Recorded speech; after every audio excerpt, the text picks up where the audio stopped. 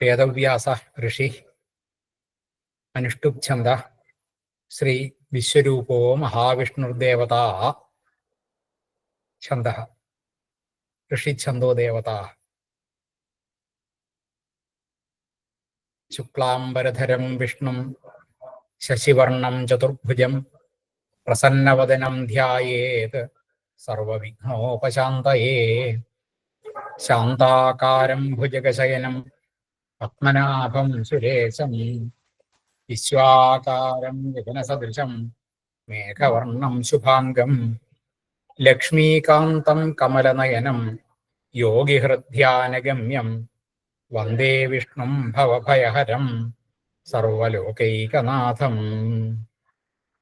ഓം വിശ്വം വിഷ്ണുർവഷട്കാരോ ഭൂതഭവ്യഭവത്പ്രഭു ഭൂതകൃത് ഭൂതഭൃദ്ഭാവോ ഭൂതാത്മാ ഭൂതഭാവന ഭൂതാത്മാ പരമാത്മാ ച മുക്താനാം പരമാഗതി അവ്യയ പുരുഷഃ സാക്ഷി ക്ഷേത്രജ്ഞോക്ഷര ഏവ ച യോഗോ യോഗവിദാം നേതാ പ്രധാനപുരുഷേശ്വര നാരസിംഹവപു ശ്രീമാൻ കേശവ പുരുഷോത്തമ സർവശർവശിവസ്ഥാണുർഭൂതാദിർനിധിരവ്യയ സംഭവോ ഭാവനോ ഭർത്ത പ്രഭവ പ്രഭുരീശ്വര സ്വയംഭൂ ശംഭുരാദിത്യ പുഷ്കരാക്ഷോ മഹാസ്വന അനാദിനിധനോ ധാതാ വിധാതാ ധാതുരുത്തമ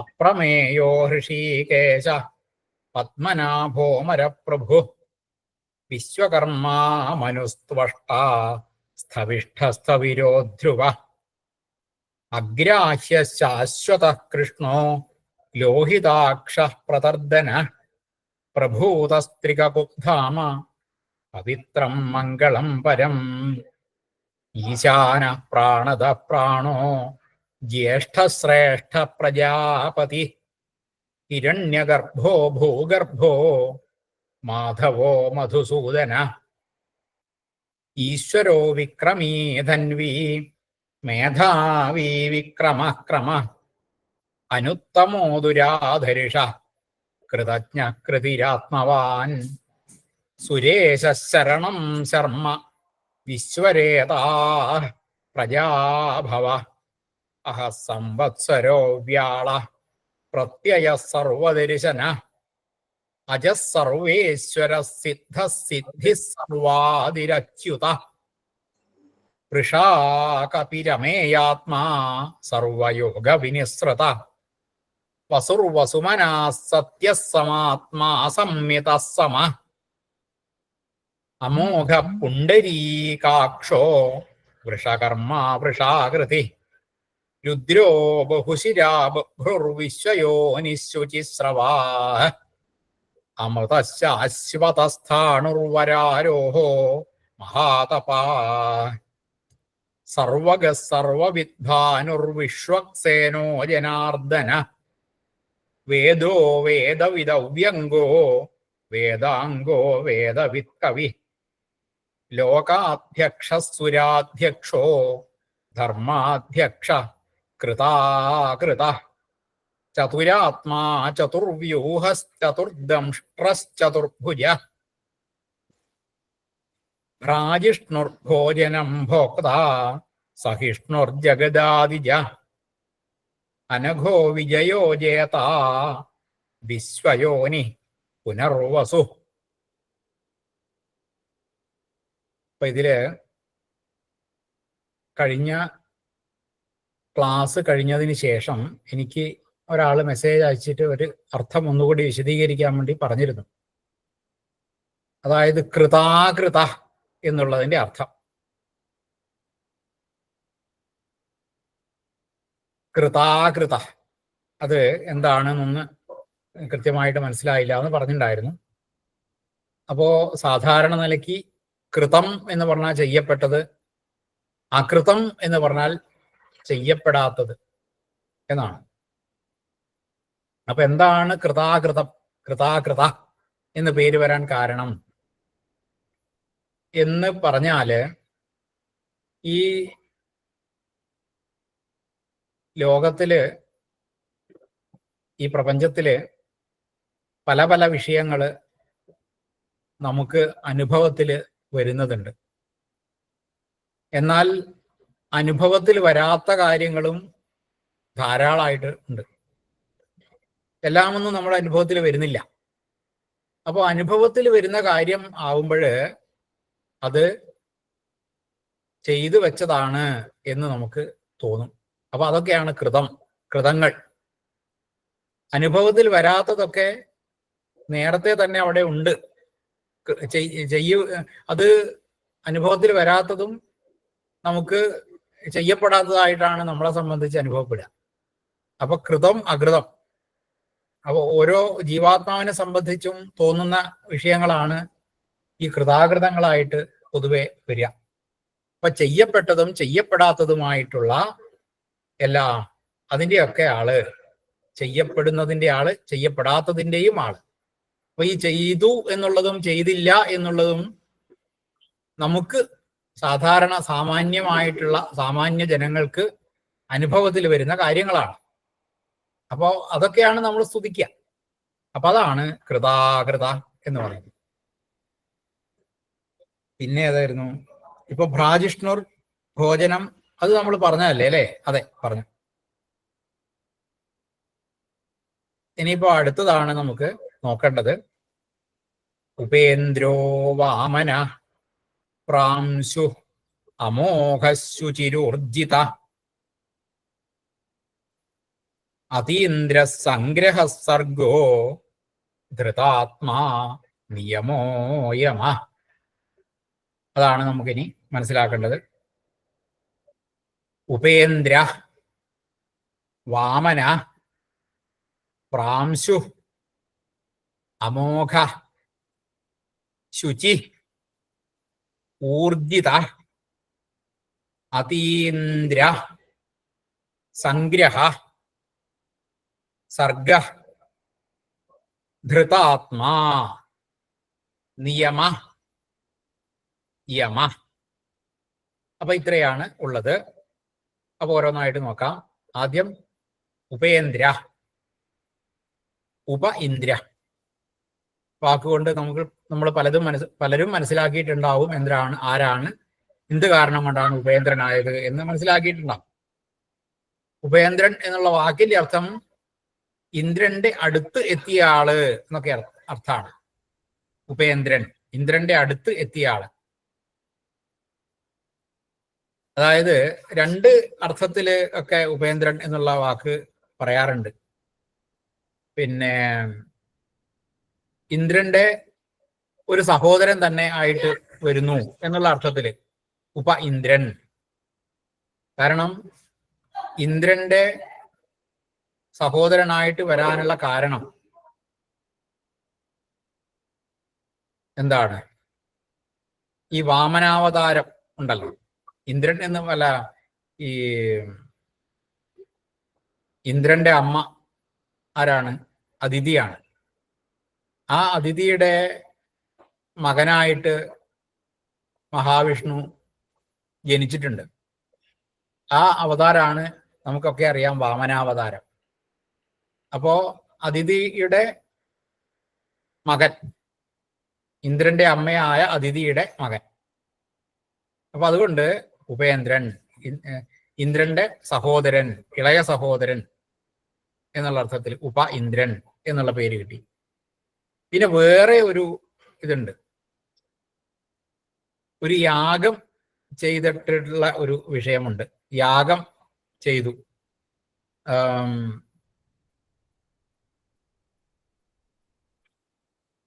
ഒരു അവതാരമായിട്ട്, മഹാവിഷ്ണുവിന്റെ ഒരു അവതാരം ആയിട്ടുള്ള രാജാവ് യാഗങ്ങൾ ചെയ്തു. അപ്പൊ 100 യാഗങ്ങൾ ചെയ്യാൻ ശ്രമിച്ച സമയത്ത് ഇന്ദ്രന്റെ കൂട്ടാളികളും ആ യാഗം തടഞ്ഞു. അപ്പോ അതിനെയൊക്കെ അതിജീവിച്ച് ഇന്ദ്രൻ അങ്ങനെയുള്ള ഒരവസ്ഥ എത്തിയ സമയത്ത് ആ 100 യാഗം ചെയ്തില്ലെങ്കിലും ആ 100 യാഗത്തിന്റെ ഫലം തരുന്നു എന്ന് പറഞ്ഞു. പക്ഷെ 100 യാഗം ചെയ്തിട്ടില്ല.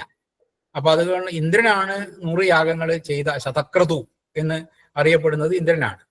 അപ്പൊ ശതക്രതു ആയില്ല, പക്ഷെ ശതക്രതു ആയതിന്റെ ഫലം മുഴുവൻ കിട്ടുകയും ചെയ്തു. അപ്പൊ അതുകൊണ്ട് തന്നെ അങ്ങനെ ഒരു പേര് ഉപേന്ദ്രൻ എന്ന പേരിൽ അറിയപ്പെടുന്നുണ്ട്. അപ്പൊ ഉപേന്ദ്ര,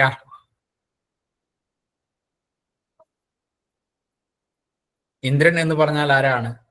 ഇന്ദ്രൻ എന്ന് പറഞ്ഞാൽ ഇന്ദ്രനേക്കാൾ ശ്രേഷ്ഠൻ എന്നുള്ളൊരു അർത്ഥം വരുന്നുണ്ട്. ദേവന്മാരുടെ രാജാവാണ് ഇന്ദ്രൻ. ആ ഇന്ദ്രൻ എന്ന് പറഞ്ഞാൽ ഇന്ദ്രിയങ്ങളുടെ രാജാവാണ്, അതിൻ്റെയും മേലെയുള്ളയാള്, ആ ഒരർത്ഥം. അങ്ങനെ ഉപേന്ദ്രൻ എന്നുള്ള രണ്ടർത്ഥത്തിൽ ഇന്ദ്രന്റെ സഹോദരൻ.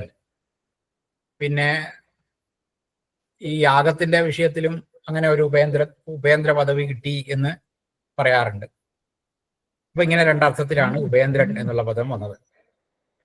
അപ്പൊ ഉപേന്ദ്ര, ഉപേന്ദ്ര എന്നുള്ളത് ഉപേന്ദ്രോ എന്നാവും.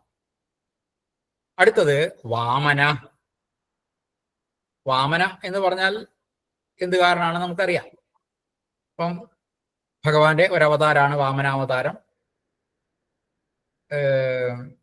ആ അവതാരത്തില് മഹാബലിയുടെ ഗർവം അടക്കാൻ വേണ്ടിയിട്ട് ജനിച്ചതാണ്. ചെറിയ കുട്ടിയായിട്ട് നല്ല നീതിമാനായിട്ടുള്ള ഒരു ബ്രാഹ്മണൻ, ഒരു ബ്രഹ്മചാരിയായിട്ട് വന്ന ആ രൂപം. മഹാബലിയെ സമീപിച്ചിട്ട് യാഗത്തിന് വേണ്ടിയിട്ട്, തപസ് ചെയ്യാൻ വേണ്ടിയിട്ട് 3 അടി മണ്ണ് വേണം എന്നൊക്കെ യാചിച്ചിട്ടുള്ള ആ ഒരു വാമനാവതാരം. അപ്പൊ ഈ വലുപ്പവും അധികം ഇല്ല, വാമനത്വം ആണ്. വാമന എന്നുള്ളതിന് അധികം ഉയരമില്ലാത്ത എന്നുള്ള ഒരർത്ഥവും കൂടിയുണ്ട്. അപ്പൊ അങ്ങനെയുള്ള ഒരു ഉയരമില്ലാത്ത ഒരു ആളായിട്ട്, ഒരു കുട്ടിയായിട്ട് വന്നത് കൊണ്ടൊക്കെ അങ്ങനെ ഒരു അർത്ഥം വരുന്നുണ്ട്, വാമനൻ.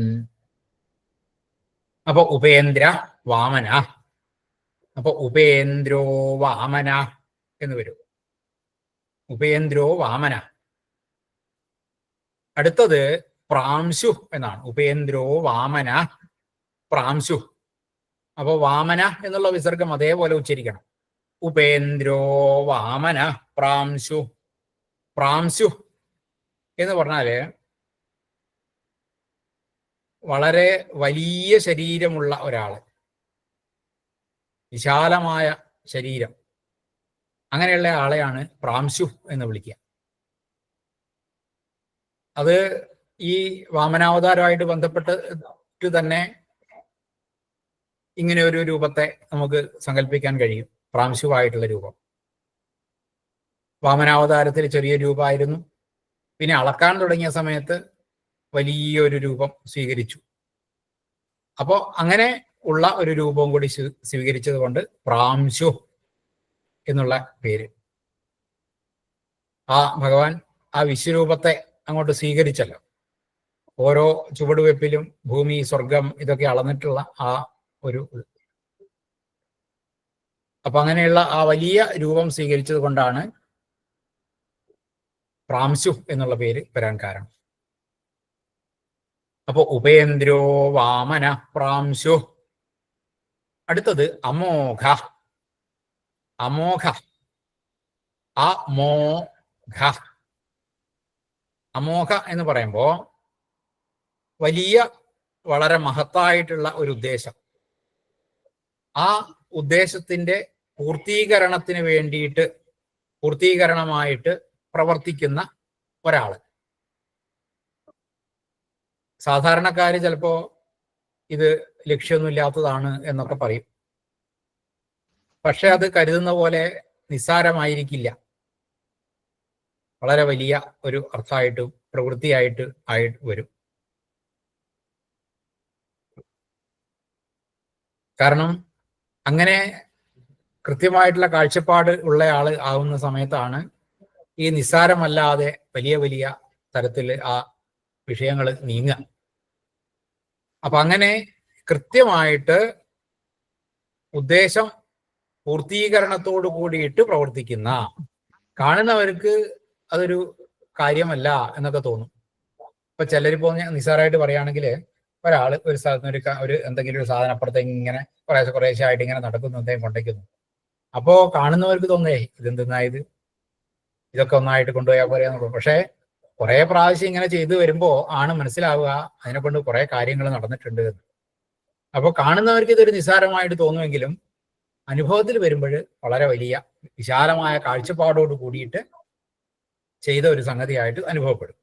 അതാണ് അമോഘ. അപ്പോ ഉപേന്ദ്രോ വാമന പ്രാംശു അമോഘ. അപ്പൊ പ്രാംശു അമോഘ, പ്രാംശു എന്നുള്ള വിസർഗം അപ്പോഴ് ര് എന്നായിട്ട് മാറും. അപ്പൊ പ്രാംശുര് അമോഘ, പ്രാംശുരമോഘ, പ്രാംശുരമോഘ എന്നാവും. ഉപേന്ദ്രോ വാമന പ്രാംശുരമോഘ അമോഘ. അടുത്തത് ശുചി. ശുചി എന്നുള്ളത്, ശുചി എന്നുള്ള വാക്കിന്റെ അർത്ഥം നമുക്കറിയുന്ന ആ ശുചി തന്നെയാണ്. ശുചിത്വമുള്ളത്, കളങ്കമില്ലാത്തത്, ശുദ്ധനായിട്ടുള്ള, ഒരിക്കലും അശുദ്ധിയാവാത്ത നിത്യശുദ്ധനായിട്ടുള്ള ഒരാള്. മാലിന്യങ്ങള്, ഒരു വസ്തുവിലെ മാലിന്യങ്ങളൊക്കെ മാലിന്യങ്ങളായിട്ടുണ്ടാവില്ല. അതിൽ നിന്ന് വ്യത്യസ്തമായ വസ്തുക്കളാണ് ഓരോ മാലിന്യങ്ങളായിട്ട് ഉണ്ടാവുക. വസ്ത്രം എന്നുള്ളത് അശുദ്ധിയാണ്. അപ്പോൾ അതിൽ നിന്നൊക്കെ അതീതനായിട്ടുള്ള, അപ്പൊ ആത്മാവ് തന്നെയാണ് ശരിക്കും അങ്ങനെയുള്ള ഒരാളായിട്ട് വരുന്നത്. അപ്പൊ അങ്ങനെ, അപ്പോ പുറമേയുള്ള ശരീരം അല്ല, നമ്മൾ ധരിക്കുന്ന വസ്ത്രങ്ങൾ അങ്ങനെയുള്ളതൊന്നും അല്ല.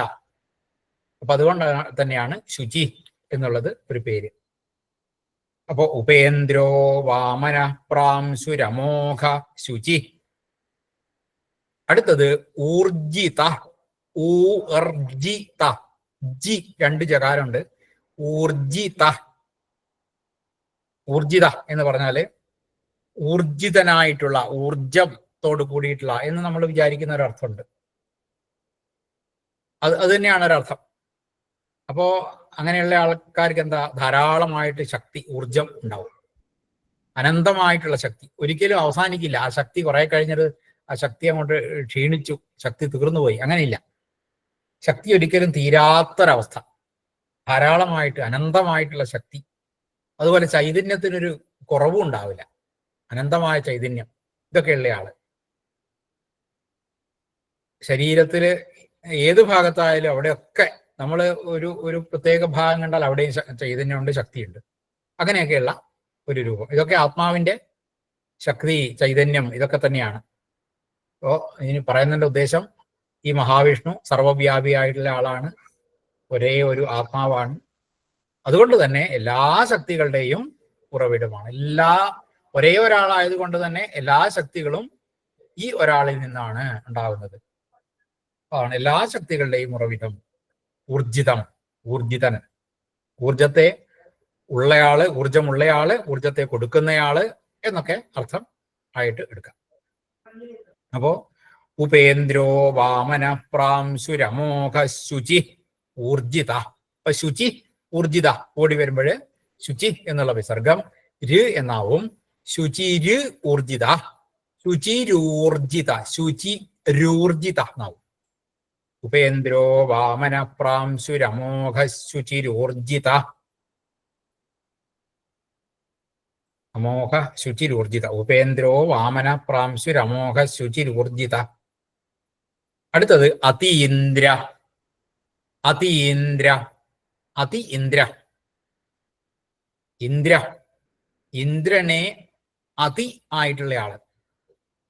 ഇന്ദ്രനെ അതി എന്ന് പറയുമ്പോ അതിന്റെ അപ്പുറത്ത് കടന്നാന്നർത്ഥം.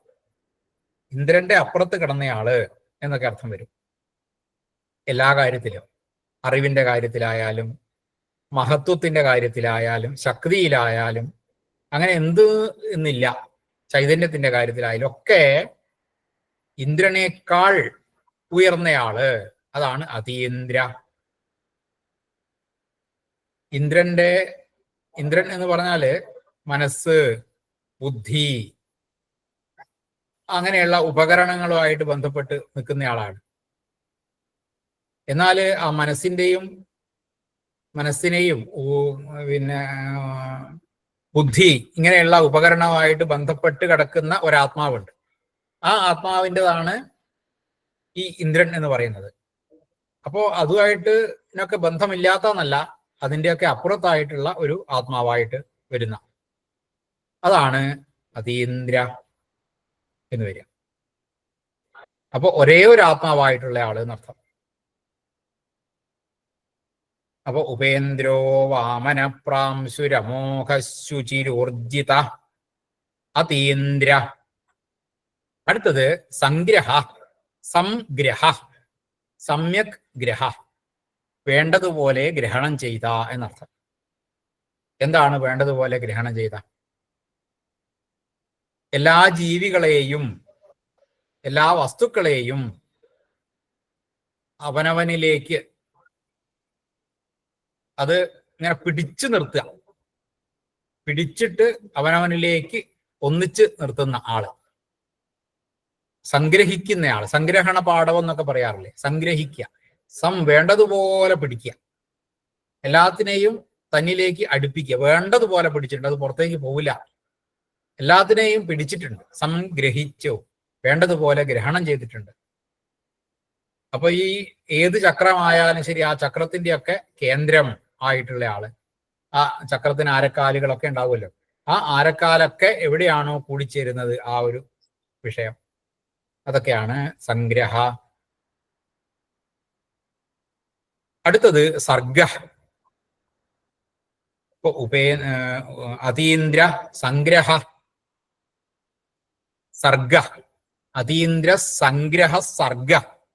അതീന്ദ്ര സംഗ്രഹ. അവിടെ അതീന്ദ്ര എന്നുള്ള വിസർഗം, ആ വിസർഗം സകാരായിട്ട് സംഗ്രഹ കൂടും. അപ്പൊ അതീന്ദ്ര സംഗ്രഹ സംഗ്രഹ എന്നാവും. അതീന്ദ്ര സംഗ്രഹ സർഗ. അടുത്തത് സർഗ എന്നാണ്. സർഗം എന്നുള്ള വാക്കിന്റെ അർത്ഥം സൃഷ്ടി എന്നാണ്. സർഗം സൃഷ്ടി.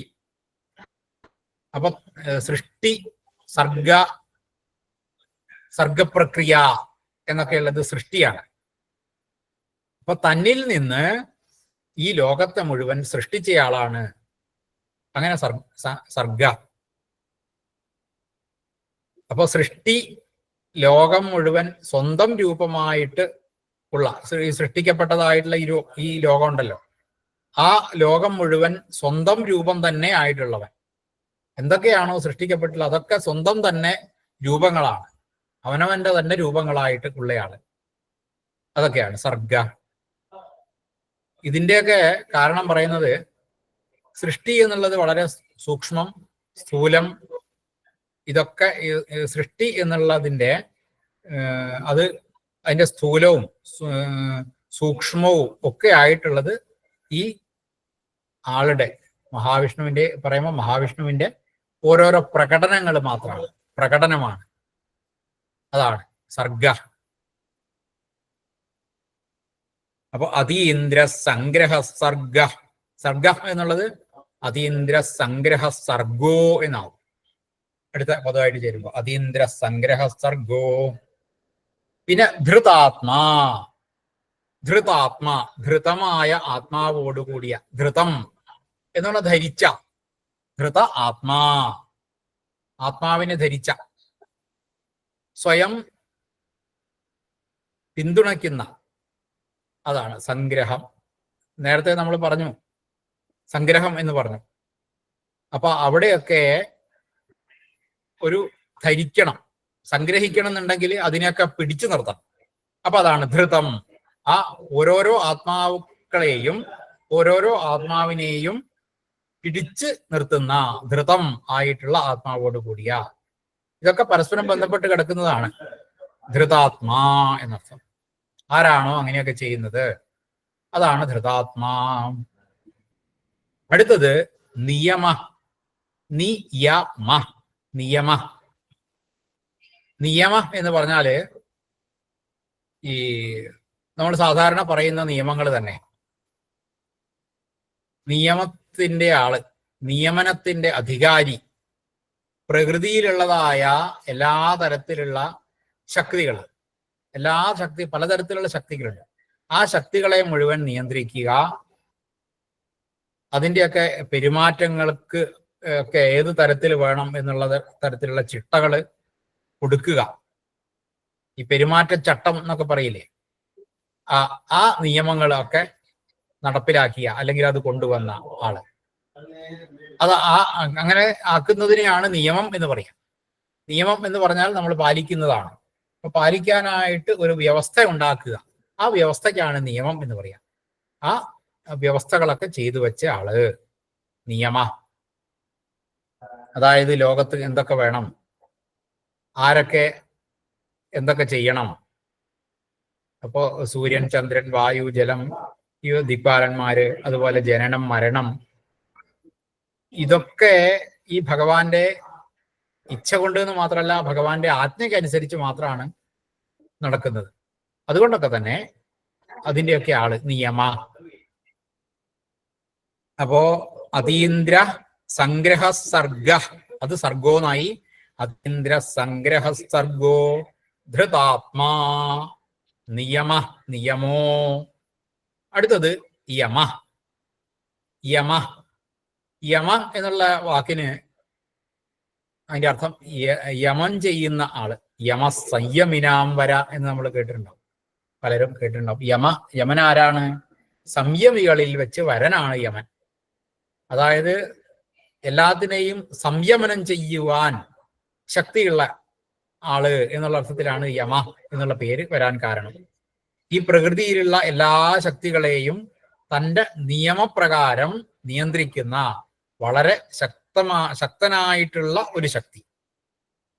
പ്രകൃതിയിലുള്ള എല്ലാ വിഷയങ്ങളെയും, തൻ്റെ ആ എല്ലാ നിയമങ്ങളെയും കൊടുക്കുന്നയാള്. പ്രകൃതിയിലുള്ള എന്തൊക്കെയുണ്ടോ അതൊക്കെ ഈ ആളുടെ നിയന്ത്രണത്തിനനുസരിച്ച്, നിയമങ്ങൾക്കനുസരിച്ച് മാത്രം. ബാക്കിയുള്ളതൊക്കെ അതിനെ അനുസരിക്കും എന്നുള്ളതാണ്. അപ്പൊ അങ്ങനെയുള്ള ആളാണ് യമൻ. യമ, യമം ചെയ്യുക എന്നുള്ള ഈ കുറെ യമങ്ങള്, പ്രാണായാമങ്ങള് എന്നൊക്കെ പറയുന്നതുണ്ട്. അതൊക്കെ യമം എന്ന് പറഞ്ഞാല് ഒക്കെ ഇന്ദ്രിയങ്ങളെയൊക്കെ വേണ്ടതുപോലെ നിയന്ത്രിക്കുക, അങ്ങനെയുള്ള കാര്യങ്ങളാണ് യമം എന്നുള്ളതിനെ കൊണ്ട് ഉദ്ദേശിക്കുന്നത്. അപ്പോൾ അതിന്റെ ആള്, യമം ചെയ്യുന്നയാള് എന്നുള്ള അർത്ഥത്തില്. അതീന്ദ്ര സംഗ്രഹ സർഗോ ധൃതാത്മാ നിയമോ യമ. അപ്പൊ അവിടെ ഉപേന്ദ്ര എന്നാണ് നമ്മൾ ആദ്യം പറഞ്ഞത്. അത് ഉപേന്ദ്രായ, അകാരാന്താണ്. ഉപേന്ദ്രായ നമ, ഉപേന്ദ്രായ നമ. അടുത്തത് വാമന എന്നാണ് നമ്മൾ പറഞ്ഞത്. അപ്പൊ വാമന എന്നുള്ളത് വാമനായ, അകാരാന്താണ്. വാമനായ. അടുത്തത് പ്രാംശു. പ്രാംശു എന്ന് ഉകാരാന്താണ്. ഉകാരാന്തായിട്ടുള്ളത് കൊണ്ട് തന്നെ ഓം പ്രാംശവേ എന്ന് വരും. പ്രാംശവേ നമ, പ്രാംശവേ നമ. അടുത്തത് അമോഘ. അമോഘ, അത് അകാരാന്തായിട്ടുള്ള രൂപമാണ്. അപ്പോ അമോഘായ എന്ന് വരും. അമോഘായ നമ. ഉപേന്ദ്രോ വാമന പ്രാംശു അമോഘ. ശുചി. അടുത്തത് ശുചി എന്നാണ്. ശുചി എന്നുള്ളത് ഇകാരാന്തായിട്ടുള്ള രൂപമാണ്. അപ്പൊ ശുചയേ എന്നാവും. ശുചയേ, ശുചയേ നമ. അടുത്തത് ഊർജിത. അത് ഊർജിതായ എന്ന് വരും.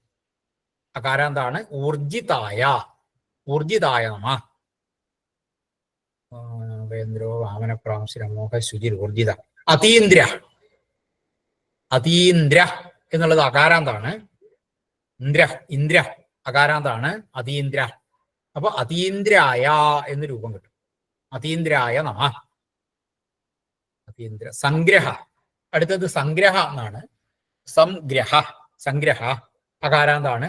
അപ്പൊ സംഗ്രഹായ എന്ന് വരും. അപ്പൊ സംഗ്രഹായ നമ എന്ന് വരും. അടുത്തത് സർഗ. സർഗ, വിസർഗം. അപ്പോ സർഗ അകാരാന്തം തന്നെയാണ്. സർഗായ എന്ന് വരും. അപ്പൊ സർഗായ നമ. പിന്നെയുള്ളത് ധൃതാത്മാ എന്നാണ്. ധൃതാത്മാ, അത് നകാരാന്തം. ആത്മാ, ആത്മാനോ ആത്മാന, ഹേ ആത്മൻ, ഹേ ആത്മാനോ ആത്മാനം ആത്മാനം, അങ്ങനെ വരുമ്പോ ആത്മനേ എന്നാണ് വരിക. അപ്പോ ഓം ധൃതാത്മനേ നമ, ധൃതാത്മനേ നമ എന്നാണ് ചതുർത്ഥി വരിക. വാമന പ്രാംശ മോഹ ശുചിരൂർജിത അതീന്ദ്ര സംഗ്രഹ സർഗോ ധൃതാത്മാ. അടുത്തത് നിയമ, അത് നിയമായ എന്ന് വരും. അടുത്തത് യമ, അത് യമായ എന്ന് വരും. ഇത് രണ്ടും അകാരാന്താണ്. നിയമ എന്നുള്ളതും യമ എന്നുള്ളതും അകാരാന്താണ്. നിയമായ നമ, യമായ നമ. അപ്പൊ അത് നമുക്കൊന്ന് പഠിക്കാം. ഉപേന്ദ്രോ വാമന പ്രാംശു,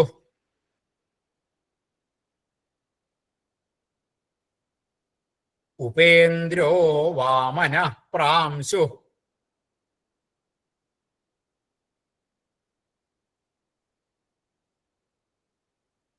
ഉപേന്ദ്രോ വാമന പ്രാംശു.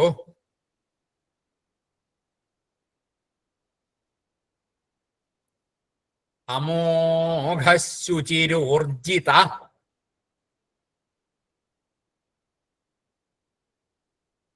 അമോഘശുചിരൂർജിത,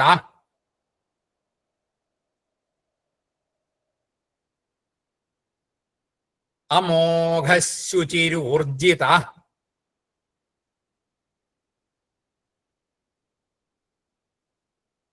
ഉപേന്ദ്രോ വാമന പ്രാംശുരമോഘ ശുചിരൂർജിത.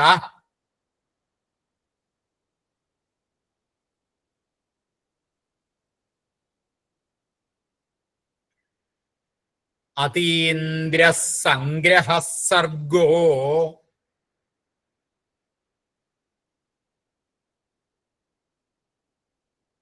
അതീന്ദ്ര സംഗ്രഹ സർഗോ,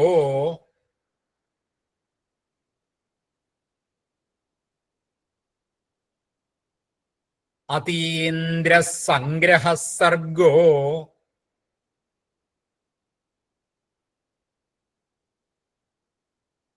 ധൃതാത്മാ നിയമോ യമ,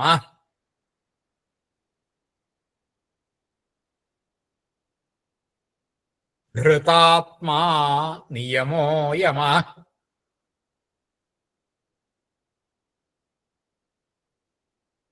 ധൃതാത്മാ നിയമോ യമ.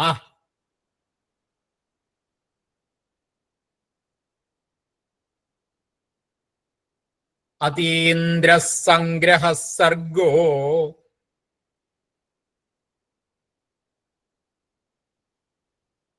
ധൃതാത്മാ നിയമോ യമ.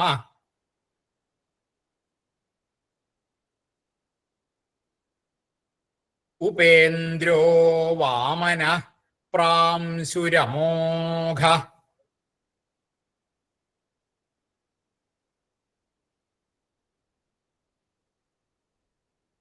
ശുചിരൂർജിത.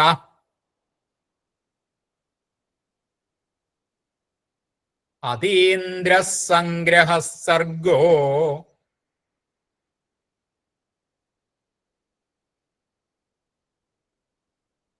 ധൃതാത്മാ നിയമോ യമ.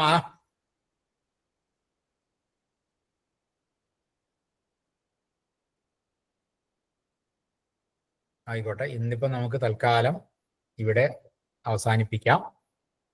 ഇനിയിപ്പോ എന്താ വേണ്ടതെന്ന് വിചാരിച്ചാൽ ഇത് നിർത്തി കഴിഞ്ഞതിന് ശേഷം എല്ലാവരും ഇതൊന്ന് ചൊല്ലാം. ഈ ഒരു ചൊല്ലിയ ഒരു ശ്ലോകമാണല്ലോ വന്നത്, ആ ഒരു ശ്ലോകം എല്ലാവരും ഒന്ന് ചൊല്ലുക.